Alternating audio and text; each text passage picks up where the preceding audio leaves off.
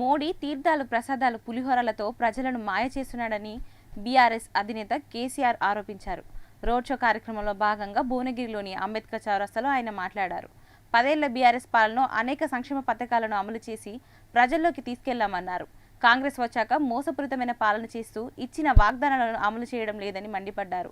ఈ రోడ్ షోలో మాజీ మంత్రి జగదీశ్వర్ రెడ్డి, జనగామ ఎమ్మెల్యే పల్లె రాజేశ్వర్ రెడ్డి, మాజీ ఎమ్మెల్యేలు పాల్గొన్నారు. నేను 150 సార్లు ఉత్తరాలు రాసిన, 50 సార్లు ఢిల్లీ పోయి మొదలుపెట్టుకున్నా.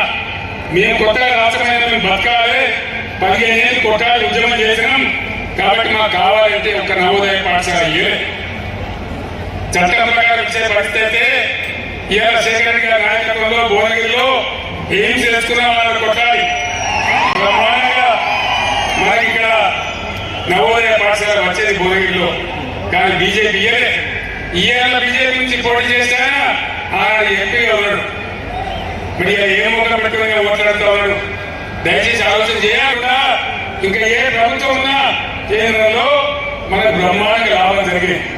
తెలంగాణ భారీగా నష్టపడ్డదే భారతీయ జనతా పార్టీ కేంద్ర ప్రభుత్వం వల్ల. మన సిగ్గులేని వాళ్ళు ఏ విధంగా ఓట్లాడుతున్నారో, ఏం మాట్లాడుతున్నారో ఆలోచన చేయాలి. ఆనాడు తప్పిపోయి ఓటేస్తే బీజేపీకి 4 ఎంపీలు గెలిచింది. అందులో ఒక ఆయన కేంద్ర మంత్రి ₹1 చేసిన ₹1 ఏ విధంగా ఓట్లాడుతున్నారో, ఏం మాట్లాడుతున్నారో ఆలోచన చేయాలి. ఆనాడు తప్పిపోయి ఓటేస్తే బీజేపీకి 4 ఎంపీలు గెలిచింది. అందులో ఒక ఆయన కేంద్ర మంత్రి ₹1 చేసిన ₹1 బీజేపీకి 4 ఎంపీలు గెలిచింది. అందులో ఒక ఆయన కేంద్ర మంత్రి ₹1 చేసిన ₹1